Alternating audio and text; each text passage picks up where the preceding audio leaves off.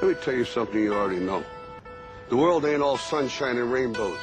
It's a very mean and nasty place, and I don't care how tough you are, it will beat you to your knees and keep you there permanently if you let it. Life is tough. That's a given. When you stand up, you're going to be shoved back down. When you're down, you're going to be stepped on. My advice to you doesn't come with a lot of bells and whistles. It's no secret. You'll fall down, you'll stumble, you'll get pushed, you'll land square on your face.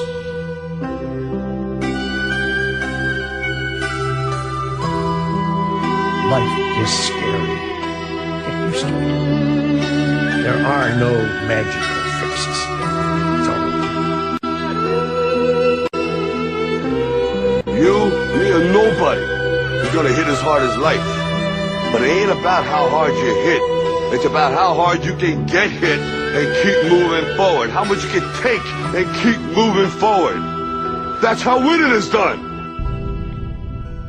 A lot of people in this world search endlessly for some complex, magical formula to understand why some people are successful and why others are not. Greatness is not this wonderful, esoteric, elusive, God-like feature that only the special among us will ever taste. You know, it's something that truly exists in all of us. The heaviness of being successful was replaced by the lightness of being a beginner again. I'm convinced that the only thing that kept me going was that I loved what I did. You've got to find what you love. There's a certain delusional quality that all successful people have to have. When you want to succeed as bad as you want to breathe, then you'll be successful. The only thing you care about when you're trying to breathe is to get some fresh air. That's it. And when you get to the point where all you want to do is be successful as bad as you want to breathe, then you'll be successful. But what is most important is don't be afraid to fail. You can't always win, but don't be afraid of making decisions. You might never fail on the scale I did, but some failure in life is inevitable. It is impossible to live without failing at something, unless you live so cautiously that you might as well not have lived at all, in which case you fail by default. When I was 17, I read a quote that went something like, "If you live each day as if it was your last, someday you'll most certainly be right." It made an impression on me, and since then, for the past 33 years, I've looked in the mirror every morning and asked myself, if today were the last day of my life, would I want to do what I am about to do today? Because almost everything, all external expectations, all pride, all fear of embarrassment or failure, these things just fall away in the face of death, leaving only what is truly important. Remembering that you are going to die is the best way I know to avoid the trap of thinking you have something to lose. Is distinctly different about me is I'm not afraid to die on a treadmill. You might have more talent than me, you might be smarter than me, but if we get on the treadmill, there's two things.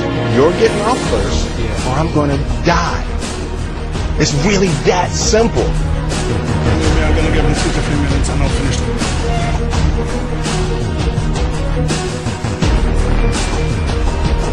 Then I promise that he will make it 2 until 3 minutes in the kickboxing ring with me this time.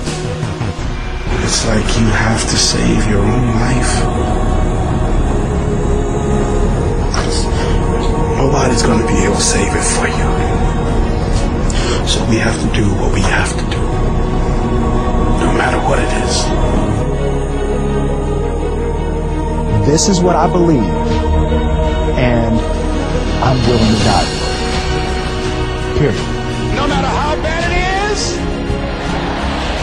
or how bad it gets, I'm going to make it. Say that to yourself every day. Our deepest fear is not that we are inadequate. Our deepest fear is that we are powerful beyond measure.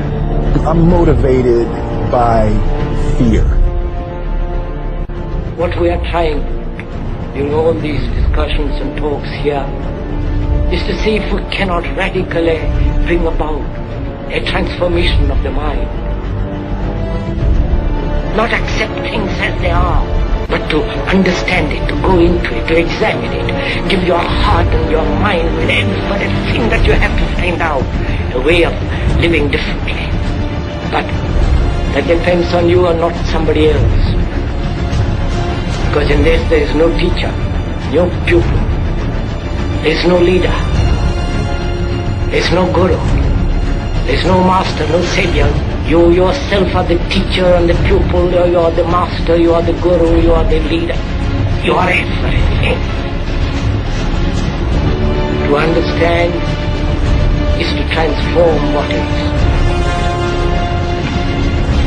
You know, when you get old in life, things get taken from you. I mean, that's part of life. But you only learn that when you start losing stuff. You find out life's this game of inches. On this team, we fight for that inch. On this team, we tear ourselves and everyone else around us to pieces for that inch. We claw with our fingernails for that inch. Because we know when we add up all those inches, that's gonna make the fucking difference between winning and losing. Between living and dying. I'll tell you this, in any fight, it's the guy who's willing to die who's gonna win that inch. Now, if you know what you're worth, now go out and get what you're worth. But you gotta be willing to take the hits and not pointing fingers saying you ain't where you want to be because of him or her or anybody. Cowards do that, and that ain't you. You're better than that. Yeah. And I know if I'm gonna have any life anymore, it's because I'm still willing to fight and die for that itch. Because that's what living is. The 6 inches in front of your face.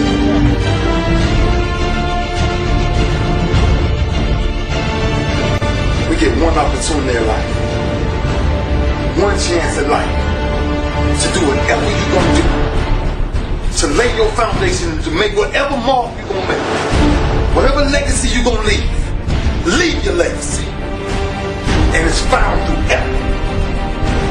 Wins and losses come a dime a dozen, but effort, nobody can judge effort, because effort is between you and you. Effort ain't got nothing to do with nobody else.